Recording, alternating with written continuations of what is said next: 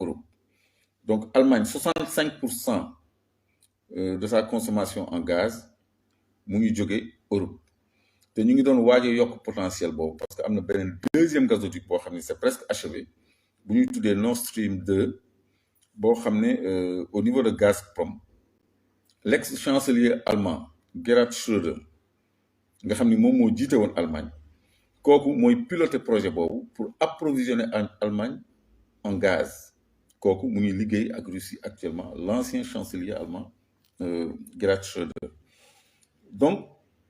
loolu problème la épine la ci tànku Europe parce que ñoom ñëpp dañu bëgg a manko pour daan Russie sanctionner leen bañ a jëlati seen gaz moo tax léegi pour substitution Allemagne ñëw Sénégal pour waxtaan ak Macky Sall pour waxtaan ak Sénégal pour que suñu gisement bu énorme boobu suppléer carence bi ñuy am ci bu fekkee ni Russie indeetul gaz Allemagne parce que Russie nee nañ leen dinañu arrêter de toute façon seen approvisionnement en gaz bu ñu fayul en rouble wala en yuan parce que comme dañ leen exclure ci système bancaire bi ñuy wax SWIFT benn codification bancaire boo xam ne ça permet d'abord aux Américains de contrôler tous les transferts mondiaux qui se font au niveau bancaire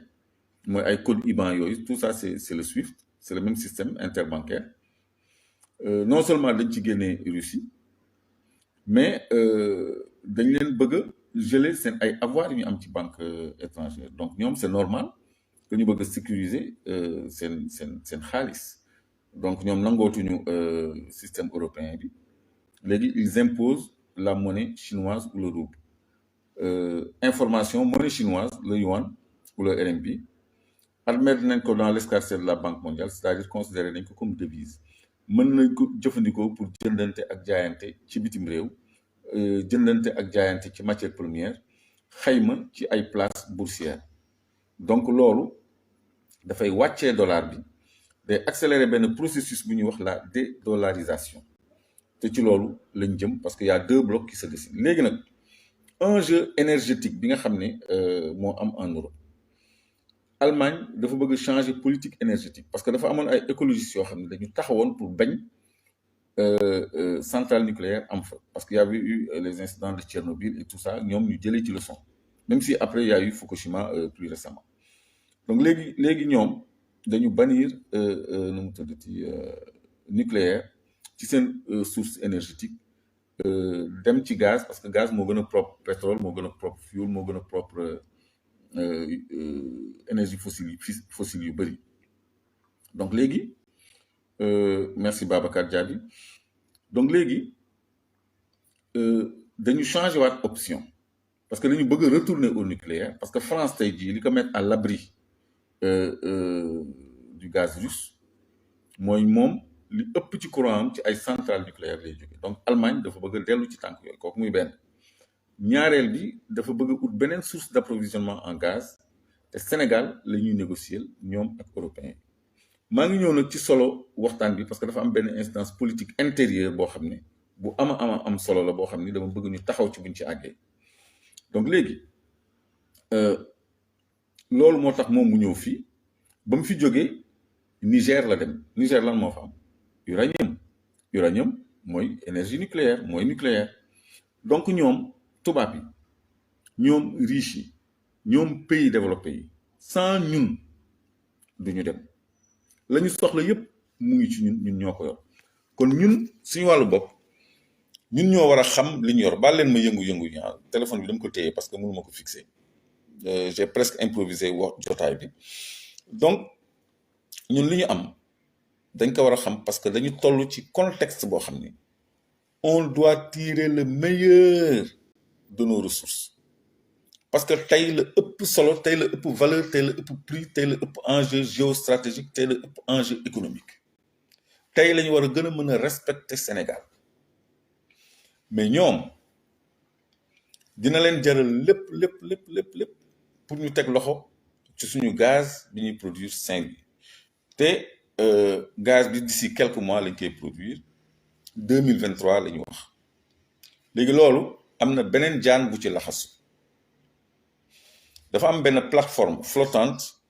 de liquéfaction de gaz bu ñuy wax FPSO, Floating Production Storage and Offloading Vessel wala Offloading Unit. Plateforme flottante de production, de stockage et d'approvisionnement mooy FPSO, Floating Production Storage and Offloading Vessel wala unit. Vessel mooy navire, unit mooy unité. Donc ñun dañu commandé Sénégal ak Mauritanie benn plateforme flottante de liquéfaction de gaz. Donc c'est un terminal méthanier flottant boo xam ne ñu ngi ko war a installer au large de Saint-Louis à 8 kilomètres seulement des côtes, boo xam ne moom moo war a extraire gazu Saint-Louis bi ba noppi séddale ko. Donc navire boobu FPSO boobu da ngeen familiariser wu ak moo boobu ñu ngi koy defaree Chine, daanaka pare na. ci contrat yi dafa waroon nekk moomeelu Sénégal ak Mauritanie après 10 ans d'exploitation. dafa war a nekk suñu alal, suñu bien, suñu infrastructure après 10 ans d'exploitation. Macky Sall demoon na fi Mauritanie di essayer avion bu bees bi mu jëndee 60 milliards. demul woon pour essayer avion bu bees bi mu jëndee 60 milliards. dafa demoon pour signer beneen accord boo xam ni accord bu ñu publié wul la, bu ñu waxul kenn la. moo tax ma bëgg homme politique yi, journalistes yi, décideurs yi, intellectuels yi bàyyi xel bu baax a baax ci li may wax pour demander compte gouvernement bi ñi ko mën, les députés par exemple, les leaders politiques par exemple comme Ousmane Sonko, comme yeneen, ñu interpeller gouvernement bi ci yii may wax nii, c'est-à-dire contrat yi ñu dem signer ba nga xam ni plateforme bi ñu waroon a revenir au bout de 10 ans d'exploitation dañ koy joxe en location, dañu koy jox ñun en location ad vitam aeternam, c'est-à-dire dañ koy défalquer des coûts de production pétrolier, li ñu naan cost oil. bu ñu exploiter pétrole wala gaz dafa am benn montant bu ñuy défalquer au titre du recouvrement des coûts pétroliers pendant un certain nombre d'années qui n'est pas déterminé, ou jusqu'à concurrence d'un certain volume qui n'est tout aussi pas déterminé. Déterminé wuñ ko ci contrat bi, déterminé wuñ ko ci annexe contrat bi, te loolu maa ngi ci interpellé direction de l'énergie, ministère du pétrole, du gaz, ñoom ñëpp COS Petrogaz, ñoom ñëpp képp ku fi am ndomba tànk kuy lijjanti pétrole ak gaz, man maa ngi leen ci interpellé. te suba mercredi am na émission bu ñu fent RTS buy wax suñu pétrole suñu gaz de 16h à 17h. maa ngi leen ci interpellé tamit parce que loolu débat citoyen la war a doon, ñun dañu war a xam. donc Macky Sall dafa dem signer pour que loolu nekk toujours somme boo xam ni Sénégal ak Mauritanie dañuy continuer di ko fay. moom ak président Mauritanie ñoo d'accord loolu. ba noppi 10% yi ñu waroon am ci bloc boobu léegi 5% lañ ci am. kon loolu lu ñu war a leeral la histoire plateforme boobu. mais problème bi yemul foofu. fii conjoncture Europe ak Russie toll. tubaab yi, allemand yi, français yi danañu def tout pour am Sénégal président bu leen di signer lu ñu bëgg. d'ailleurs invité nañu Macky Sall dans quelques jours fële sommet G7, sommet yi nga xam ni pays développés yi ñoo fa nekk, pays européens yi ñoo fa nekk. invité nañu président Macky Sall sommet G7 dans quelques jours pour mu régler problème mu gazu Europe bi. kon gazu Europe bi solution bi fii la te yàlla xam na ni yàgg naa leen ko wax. ñi ma daan déglu yàgg nañu dégg avant conflit bi ma naan on compte sur le bloc de Saint-Louis pour briser le monopole russe sur le gaz européen. parce que Russie gaz bi moo leen di mettre à l'abri des sanctions des Nations Unies et de l'Union européenne, mooy seen arme stratégique. c'est très important pour eux. te BP xaru na ba nekk majoritaire sur le bloc de Saint-Louis. donc léegi sur le plan maintenant politique, et c'est là que c'est important, sur le plan politique bu ñu deful ndànk tubaab yi il risque de nous imposer Macky Sall même au-delà de 2030 parce que c'est quelqu'un qui est prêt à leur signer tout ce qu'ils veulent. kooku muy benn. ñaareel bi ils vont pas chercher au Yémen, en Irak, en Iran du gaz ou ailleurs. parce que Algérie dañu verrouillé parce que y a l'influence russe là-bas parce que Algérie tam jéem nañ fa régler le problème du gaz fan yi rek ils ont refusé ñu ñëw Sénégal donc léegi ils feront tout pour ñu am un valet au Sénégal parce que xam nañu ku mel ni président Ousmane Sonko par exemple c'est un souverainiste li may wax nañ ci bàyyi xel de c'est un panafricaniste c'est un souverainiste te gis nañu li xew Mali il y a un vent de souveraineté qui souffle en Afrique il y a un vent panafricaniste qui souffle en Afrique au Mali au Niger au Burkina un peu partout et même au Sénégal te ci contexte bi Sénégal bu amee un président qui est en dehors de tout système comme Ousmane Sonko par exemple dina mën a asseoir souveraineté économique du Sénégal ak souveraineté politique du dëkkam comme Assimi Goïta ni mu koy defee xam nga par rapport aux Français qui ont toujours dominé le Mali ba doon leen jox sax autorisation de vol dans leur propre territoire ñoom ñu dindi loolu parce que loolu c'est une aberration c'est aussi une aberration nit ki am yëfam ñu ni ko tubaab bi ni ko yow 10% nga ci moom 90% bi ñoo ko moom donc loolu moo tax Olaf Scholz ñëw Sénégal parce que d'abord ils partent sur des rapports de change à leur avantage 90% contre 10% pour ñun et en plus ñun dañu am un président boo xam ne mais lu ko Macron sant lay def lu ko Union européenne sant lay def parce que Macky Sall intérêt moo ñu jàppale ko rek mu maintenir au pouvoir donc s'il tient l'intérêt des Européens entre ses mains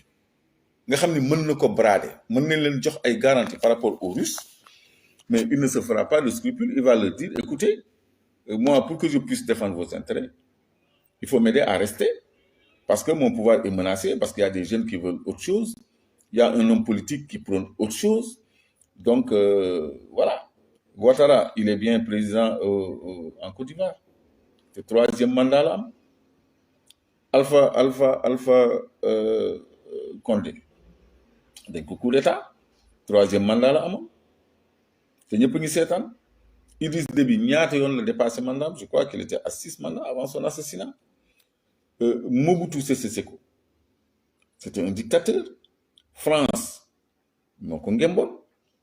Omar Bongo c'était un dictateur France moo ko ngemboon tous ses intérêts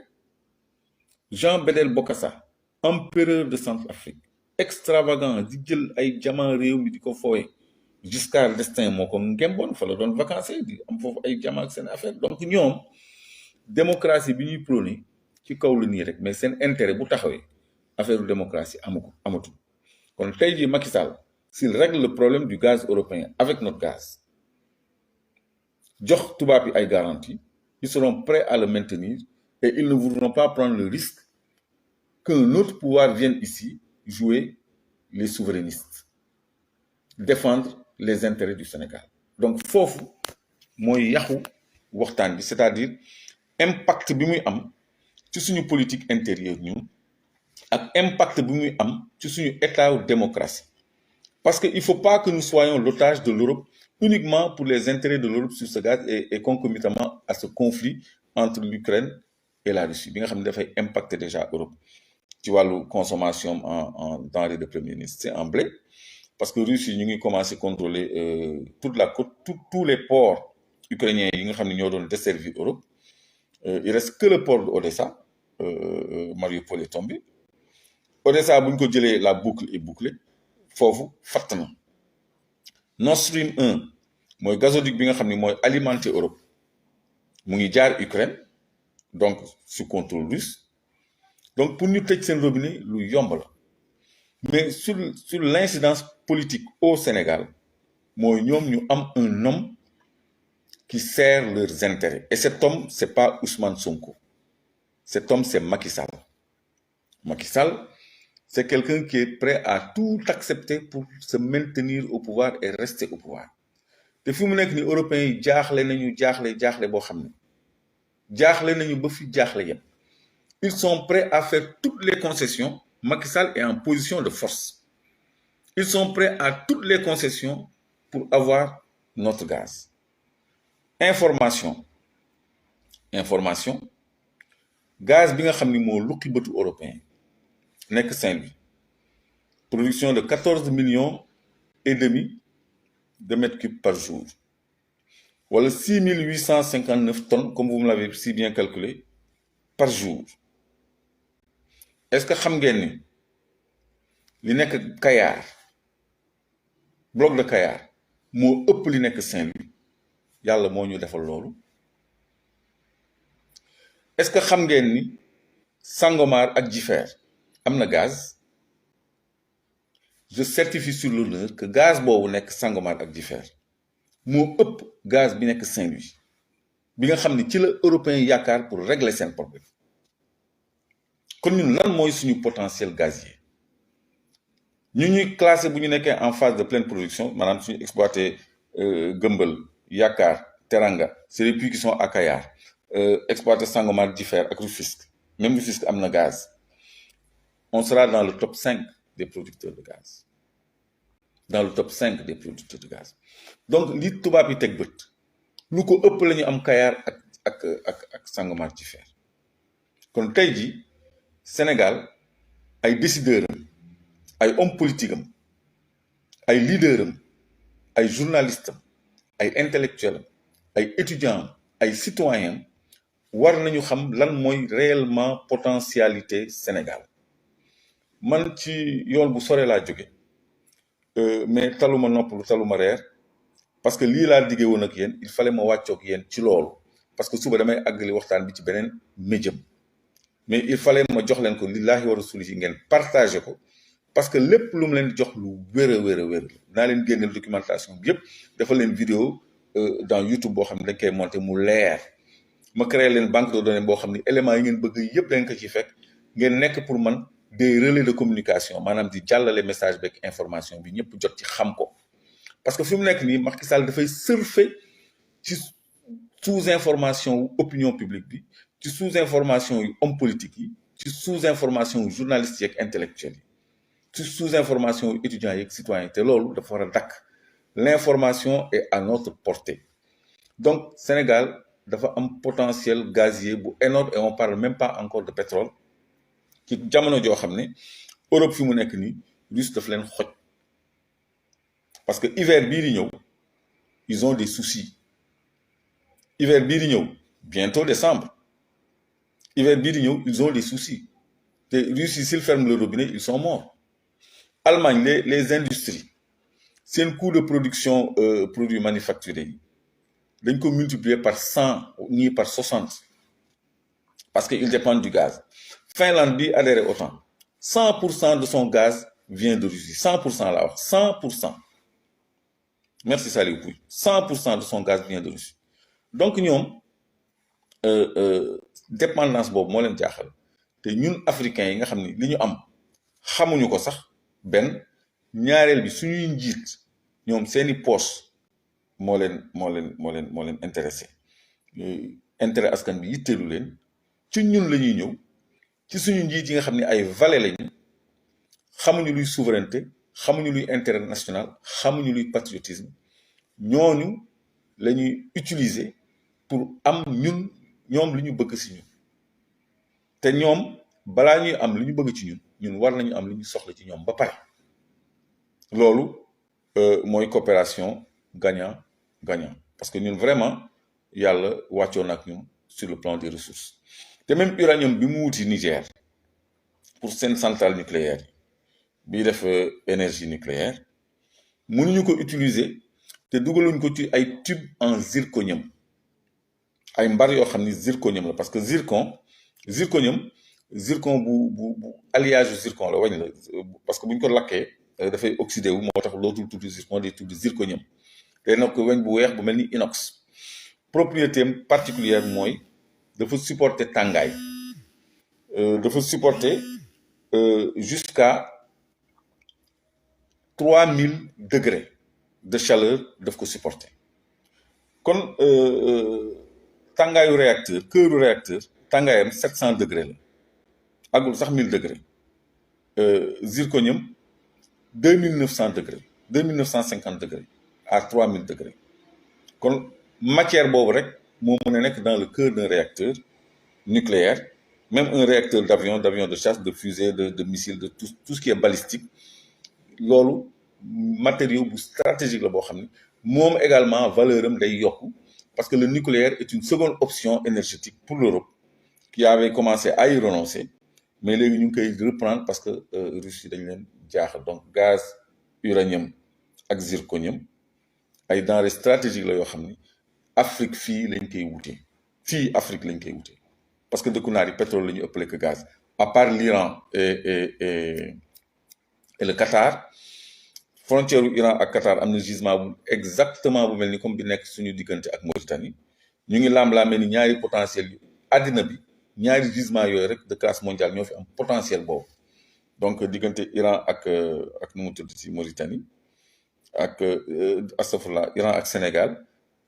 wala Mauritanie ak Qatar. Donc ñaari gisement yooyu la donc requin lañ ko tuddee ñoom ñun ñu tuddee suñu bos tortue xaw ma pourquoi ces appellations d'ailleurs. Donc lii mooy situation bi ma rappelé man li ma ci ragal mooy impact politique bi sur le plan intérieur au Sénégal. Ils vont renforcer Macky Sall pour qu'ils servent leurs intérêts. Macky Sall invité nañ ko sommet G7 c'est pour régler le problème énergétique européen te bu ko régler ñoom dinañ ko jéem a samp suñu kaw kon ñu waajal suñu bopp xam ne du yomb pour ñu déjjati ko fi waxuma pour ñu jëlee ko fi parce que foog ñu déjjati ko du yomb. Il faut que ñu sóoraale ni ay difficulté mu ngi suñu kanam te ñun dañu war a jot ci suñu réew pour jëriñu ci suñu koom-koom ci suñu alal ci suñu am-am ci suñu moomeel. Il faut que ñu moom suñu bopp il faut que ñu conquérir suñu souveraineté il faut que ñu asseoir suñu souveraineté par rapport à toutes les grandes puissances ak fu ñu mënti bokk. Kon loolu c'est une mission citoyenne un engagement patriotique boo xam ne il faut que ñëpp redoubler d'efforts takkuwaat defarwaat pour mën a jëm ci loolu. maa ngi interpellé homme politique yi et principalement président Ousmane Sonko mi nga xam ni moom kese lañ fi gis mu am ay velléités souverainistes maanaam moom sa réew bi Massoumou Diop doon wax ak ñoom Cheikh Anta moom loolu lay jëfe loolu lay doxal bi mu jëlee maire Ziguinchor joxe na ay prémices ci moom sa bopp affirmer sa dignité ak sa souveraineté. Kon ñu mel noonu askan bi war nañ leen jàppale pour jot ci seen réew jot ci seen moomeel jot ci seen dignité wute nag comme li Macky Sall def lépp lu baax fii nga jox tubaab yi lépp lu bon nga bàyyi ko fi. Kon loolu lu ñu yàgg tardel la te dafa war a dakk. Donc combat bi dana metti pour Macky Sall jóge fi dana metti lool parce que en dehors de affaire gazu Saint-Louis bi ñu ñëw tuuti ci blocu Sangomar di fer nga xam ni potentiel pétrolifère bu am solo moo fa nekk te maa ngi leen wax gaz bu nekk foofu moo ëpp gaz bi nekk Saint-Louis bi nga xam ni moom la ñëpp teg bët. Foofu Macky Sall dafa def haute trahison dama leen di expliquer lu simple rek après dinaa leen ko illustrer la dafa am lu ñuy wax contrat de partage de production contrat de recherche et de partage de production CRPP. Ci biir contrat yooyu dañu ni bu ñu gisee pétrole ba nekk ci phase d'exploitation tubaab bi day jël d'abord balaa ñuy seddoo li mu investir ci recherche développement prospection ak yépp te moom mooy xaymaal boppam te newoon naa leen sànq ni loolu définiruñ ko dans le temps définiruñ ko en volume dañ ko dëxañ ci contrat yi recouvrement des coûts pétroliers loolu la ñuy wax cost oil. Donc ñoom dañuy recouvrer une partie ba noppi li ñuy wax production restante maanaam bu ñu xoolee bloc yooyu ak blocu Saint-Louis recouvrement des coûts pétroliers bi 75% la c'est-à-dire sur 100 000 barils 75 000 barils yi dañ koy téq balaa ñuy séddoo ñu ni recouvrement coûts pétroliers maanaam li ñu def ci recherche prospection développement ba exploitation dañ koy fayeeku ci suñu pétrole loolu kay mooy ñun ñoo financé prospection recherche développement ba lépp ñun ñoo ko bu fekkee ni dañ koy remboursé ci liy génn ci suñu pétrole ñoom ñu fayee ko lañ ca def kon ñun ñoo liggéey bi kooku muy benn bu nekk ci contrat bi anomalie mais ñaareel bi mooy li ñu tuddee production restante ñoom bu ñu jëlee sur 100 000 barils 75 000 barils yi ba pare il faut être très patient hein, et très attentif ñoom bu ñu jëlee 75 c'est pas compliqué tout le monde dit c'est compliqué c'est pas compliqué 75% la 75 000 barils 75% yi c'est 100 000 barils 75% yi c'est 75 000 barils ñoom dañ koy téq et c'est pas imposable yooyu du fay sax impôt léegi mu des 25 000 barils yoo xam ne suñu 10% yi bu ñu ko jëlee muy 10 000 barils mu des 15 000 barils boo xam ne dañ ko tuddee production restante dans les contrats dañ ko bind en majuscule et en gras production restante ñoom ñu koy wax profit oil boobu rek mooy fay taxe la ca étranger bi am léegi production restante boobu suivez-moi bien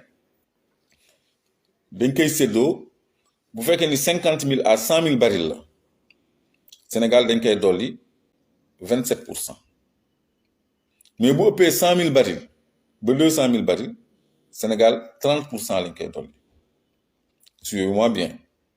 jusqu'à 100 000 barils ñun 27% la ñu am yu dolleeku ci suñu part ci production restante bi ci 15 000 barils yooyu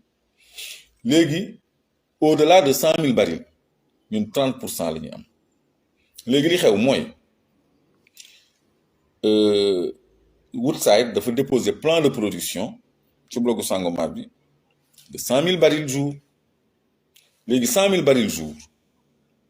27% lañ ci am lu dolleeku léegi bu ci tegoon benn baril rek ñu passé ci seconde tranche bi on change de tranche pour un seul petit baril léegi yow miy déglu yow miy seetaan boo nekkoon président Sénégal nga xam ni société bi bu produire 100 000 barils teg ci benn tu gagnes 3% de plus est-ce que di nga signer plan de production wu 100 000 barils indiwul la 95 000 indiwul la 96 000 100 000 le seuil net la la indi président Macky Sall loolu la signé te loolu man Clédor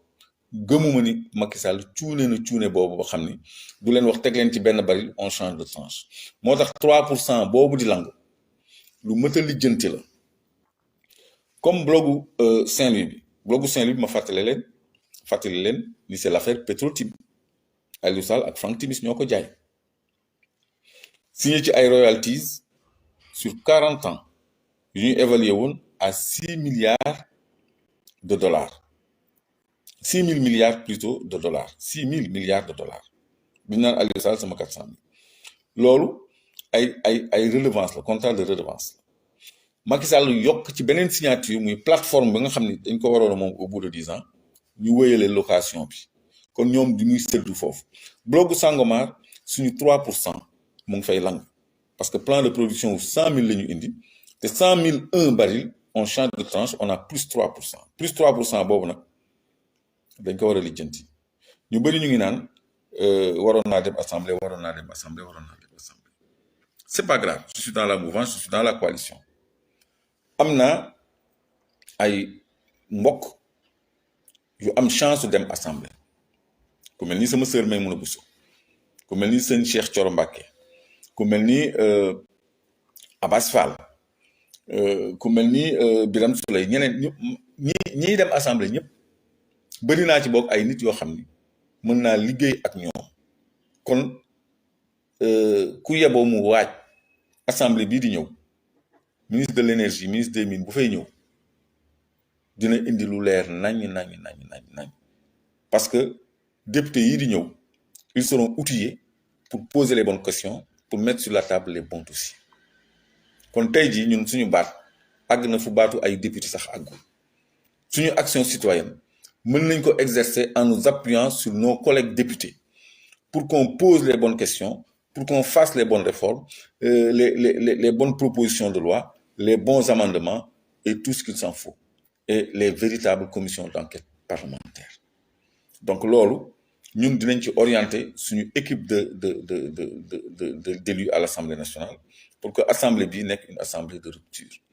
même boo fa nekkul physiquement mën nga bokk ci travail parlementaire bi incha allah man dinaa abattre un travail parlementaire au profit des futurs députés de la coalition Yewwi Askan bii ñëw kon problème yi yëpp danañ ci jéem suñu kéem kattan ci saafara lii premier jet kese la suba incha allah invité nañ ma Walfadjri bëgguma ko woon wax sax mais promettoon naa leen en fin de communication dinaa leen expliquer donc suba xam naa dinañu wéyal waxtaan bi ci Walfadjri te gannaaw loolu tamit dinaa leen defal benn vidéo illustré boo xam ni documentation bi yëpp dina ci nekk kon ñu fàttali rek ni président Olaf Scholz le chancelier allemand ñëw na fii wut ci gaz ci Macky Sall invité nañu Macky Sall G7 pour mu wax leen lu leer il y a quelques jours mois de juin nous y sommes presque on est à la fin du mois pour mu wax leen lu leer ci gaz bi ñu soxla ñoom ñaareel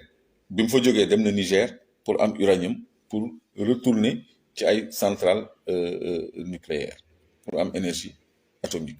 kon Europe fi mu nekk nii li mu soxla mu ngi koy wutee ci ñun kon ñun ñu ngi en pole position li àddina bi gën a soxla mais ñun ñoo ko yor te Russie sax ñoom it bu doon seen sago européens yi du ñu jot ci suñu gaz ñoom bu ñu ko mënoon xëccoog ñoom xëccoo ñoom kon ñun fi mu nekk nii on doit tirer notre épingle du jeu au lieu ñuy lécher ay bot di jouer les vassaux maanaam ay suq ay dunguru ay valet Europe ak tubaab bi donc loolu moo doon solo waxtaan bi te bokk na ci li ma ci tiit impact politique bi maanaam ki nga xam ne nangul na leen ñoom ñu jéem ko samp suñu kaw loolu nag lu nar a metti lay doon bu ñu jéemee samp Macky Sall suñu kaw ngir seen intérêt ñoom seen intérêt énergétique et minier européen yi par rapport à ce conflit là dana metti trop parce que boobaa day laaj beneen taxawaayu Sénégal yi pour ñu jot ci suñu réew te jot na ñu jot ci suñu réew teg ko ci ay loxo yu koy jëmale kanam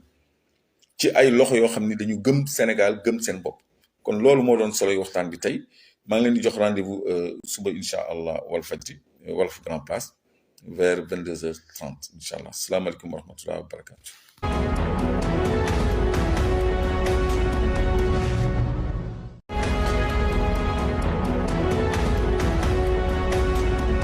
mbokk yi ñuy teewlu ci Jàllale TV fii la ñuy taxawandeeg yéen di leen wax bu leen fàtte benn yoon abonné ba noppi daal di bës ci cloche de notification bi ngir dara bañ leen a rëcc ci suñuy programme mbokk yi ñuy teewlu ci Jàllale TV fii la ñuy taxawandeeg yéen di leen wax bu leen fàtte benn yoon abonné ba noppi daal di bës ci cloche de notification bi ngir dara bañ leen a rëcc ci suñuy programme